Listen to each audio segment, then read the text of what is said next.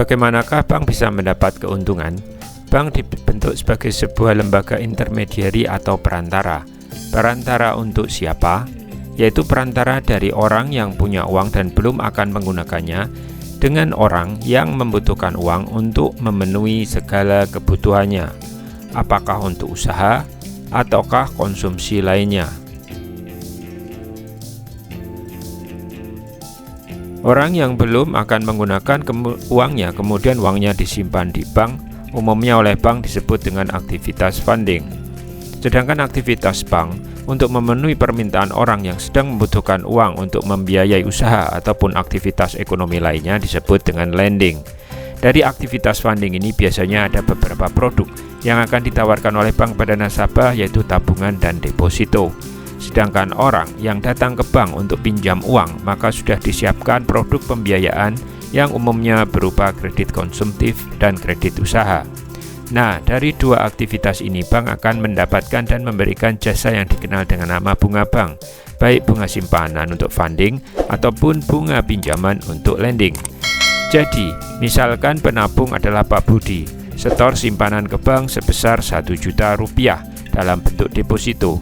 Dan atas simpanan itu, bank akan memberikan bunga 5% per tahun. Dan ada Pak Tono yang butuh uang dan pinjam ke bank, maka bank tidak bisa meminjamkan seluruh uang dari fundingnya ke Pak Tono karena ada dana bank yang harus disetorkan ke BI yang namanya GWM, yaitu giro wajib minimum yang jumlahnya saat ini adalah 9%. Berarti sejumlah 9% kali 1 juta yaitu 90.000. Selain itu, untuk masuk program penjaminan, bank juga harus setor ke LPS yaitu sebesar 0,2%.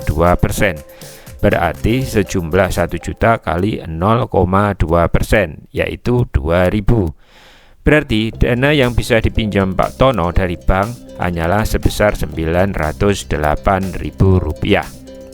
Ini hanya gambaran saja supaya kalian gampang menerima penjelasan ini ya. Karena prakteknya masih ada dana operasional juga untuk bank. Oke, jadi Pak Tono berhasil mendapatkan pinjaman dari bank. Dan untuk fasilitas ini bank akan membebankan bunga pinjaman ke Pak Tono 10% per tahun. Dari aktivitas ini maka bank akan menikmati pendapatan bunga bank sebesar 10% dikurangi 5%, yaitu 5%. Ilustrasinya sebagai berikut. Untuk funding berupa deposito 1 juta kali 5% sama dengan 50.000. Ini bunga untuk jangka waktu 1 tahun. Dan bunga itu kena pajak sebesar 20%, sehingga bunga bersih yang diterima Pak Budi adalah 40.000. Jadi total yang diterima Pak Budi adalah 1.040.000. Sedangkan dari lending, bank akan mendapatkan pengembalian dana dari Pak Tono sebesar bunga pinjaman 908.000 kali 10%, yaitu 90.800. Kena pajak menjadi 72.640. Sehingga pengembalian pokok pinjaman dan bunga adalah sebesar 980.640. Dari sini, bank akan mendapatkan pendapatan bunga bersih sebesar 72.640 dikurangi 40.000, yaitu 32.640. Dan modal awal bank sebesar 908.000 tetap utuh, sehingga pendapatan bunga ini bisa dipakai untuk membiayai operasional bank dan melakukan ekspansi kredit lebih besar lagi. Demikian gambaran sederhana dari bank mendapatkan untung dan mampu menggaji karyawannya dengan gaji yang memuaskan. Dan kenapa bank sering menggelar hadiah-hadiah yang istimewa untuk para nasabah fundingnya, supaya mereka mau menabung dan menyimpan dananya di bank.